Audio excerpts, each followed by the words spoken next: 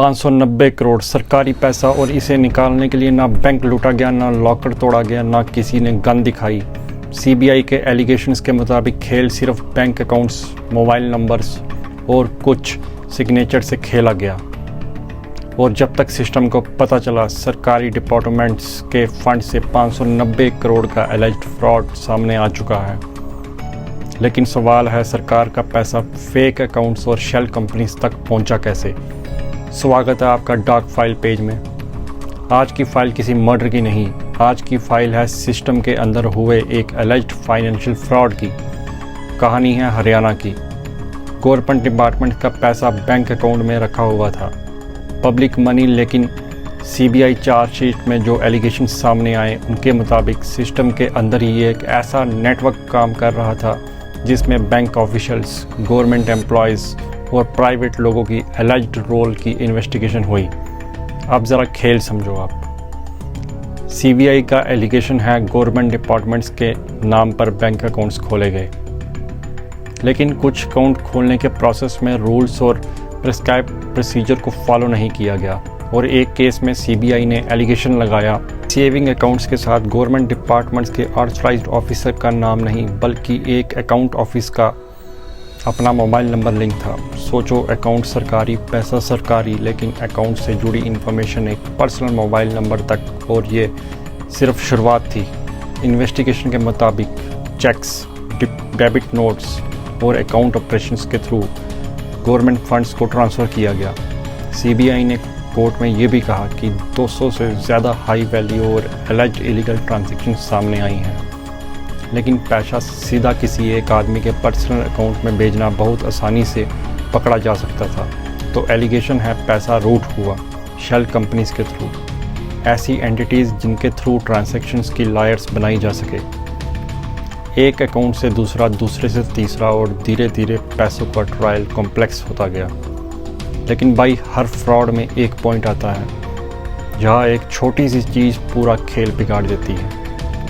और यहाँ भी कुछ ऐसा ही हुआ। एक गवर्नमेंट लिंक्ड अकाउंट को लेकर बैलेंस और रिकॉर्ड्स में डिस्प्रेसी सामने आई। सवाल उठने लगे, रिकॉर्ड्स में जो पैसा दिख रहा है वो असल में है कहाँ? अकाउंट्स चेक होने शुरू हुए और फिर एक के एक बाद ट्रांजैक्शंस की लेयर्स खुलने लगी। लेकिन सीबीआई चार्जशीट में सामने आ गया था एक और एंगल। इस कहानी को सिर्फ बैंक फ्रॉड नहीं रहने देता। एजेंसी का एलिगेशन है, इस एलिज्ड फ्रॉड के एक की एक्सक्यूज ने एक हरियाणा गवर्नमेंट ऑफिशियल के दुबई और Bangkok trips, luxury hotel stage और दूसरे एक्सपेंसेस तक फंड किए। और उस ऑफिशियल के बैंक अकाउंट में 1 करोड़ के डायरेक्ट ट्रांसफ़र का भी एलिगेशन है। सवाल है, ये ट्रिप्स क्यों फंड की गई? 1 करोड़ किस लिए दिया गया? और 590 करोड़ की इस एलिज्ड खेल में गवर्नमेंट सिस्टम के अंदर कौन क्या रोल निभा रहा है? 590 करोड़ का पैसा आखिर गया कहाँ? इसको समझने के लिए एक सिंपल सी बात समझो। अगर कोई 100 करोड़ सीधा अपने पर्सनल अकाउंट में ट्रांसफ़र करे तो वो तुरंत शक के घेरे में आ सकता है। लेकिन अगर वही पैसा एक अकाउंट से दूसरे, दूसरे से तीसरे और फिर किसी अलग एंटिटीज़ के थ्रू घुमाया जाए तो ट्रेल उतना सिंपल नहीं रहता। और सीबीआई का एलिगेशन है, इस केस में भी कुछ ऐसा ही नेटवर्क यूज़ हुआ। शेल एंटिटीज़, गवर्नमेंट फंड्स को एलिजिबल फिक्टियस ट्रांजैक्शंस के थ्रू ऐसे अकाउंट तक रूट किया गया जो शेल एंटिटीज़ से लिंक्ड थे। लेकिन यह सबसे बड़ा सवाल है, सरकारी अकाउंट से पैसा निकला कैसे?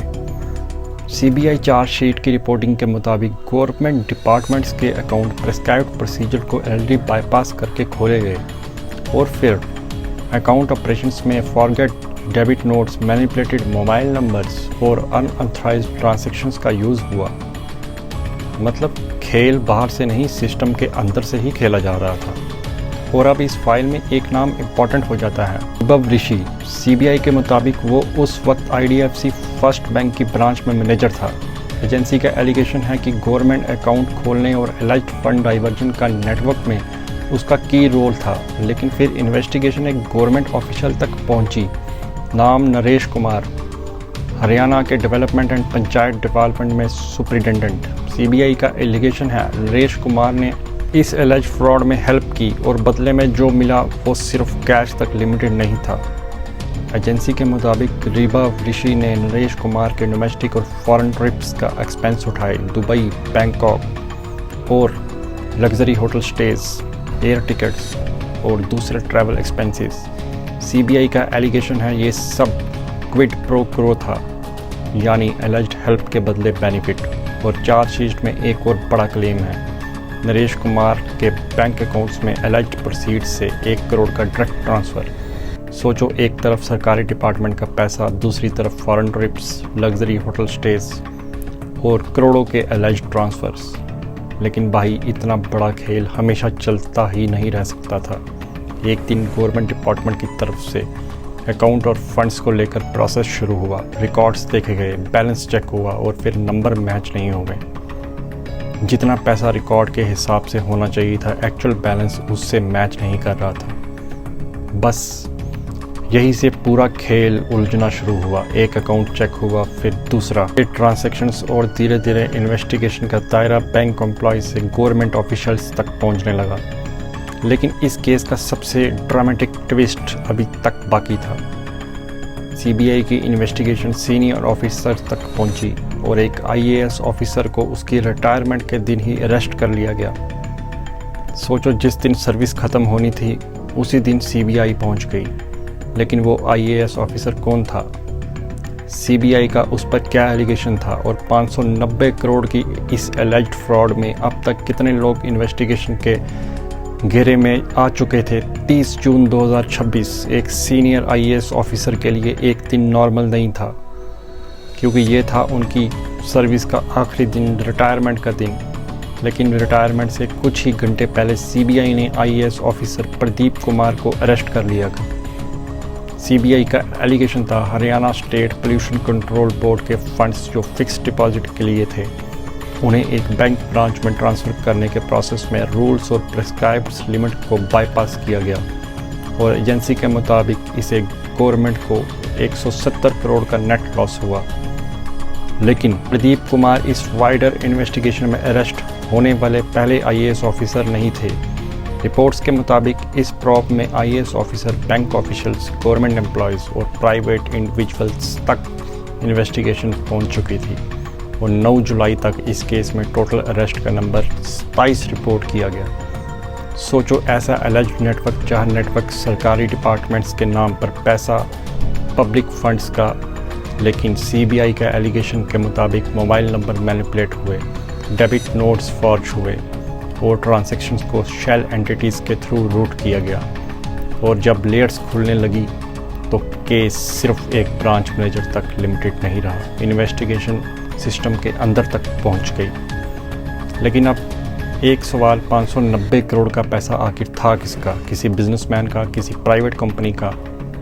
नहीं, ये था गवर्नमेंट डिपार्टमेंट का पैसा, यानी पब्लिक फंड, वही पैसा जो सिस्टम में गवर्नमेंट वर्क और डिपार्टमेंट्स के लिए रखा गया था।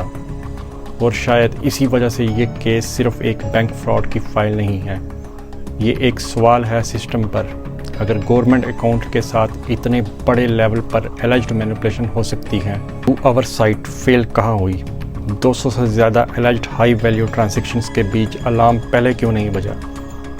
और सबसे बड़ा सवाल ये था, क्या 590 करोड़ इस एलिज्ड नेटवर्क का पूरा सच सामने आ चुका है, या इन्वेस्टिगेशन की कुछ और लेयर अभी खुलनी बाकी है? सीबीआई की इन्वेस्टिगेशन और कोर्ट प्रोसीडिंग्स अभी जारी है। और याद रखिए, जिन लोगों के नाम इस केस में आए हैं उन पर एलिगेशंस है, फाइनल गिल्ट का फैसला कोर्ट करेगा। लेकिन आप मुझे कमेंट में एक बात ज़रूर बताना, इतने बड़े एलिज्ड फ्रॉड में जिम्मेदारी सिर्फ पैसा निकालने वाले की होनी चाहिए, या उन ऑफिसर्स और सिस्टम की भी जो इतने वक्त तक इसे पकड़ नहीं पाए? मैं हूँ पोरश और आप देख रहे हैं डार्क फाइल्स। मिलते हैं अगली फाइल में, क्योंकि कभी कभी सबसे बड़ी चोरी लॉकर तोड़कर नहीं, सिस्टम का दरवाज़ा खोल कर की जाती है। जय हिंद दोस्तों।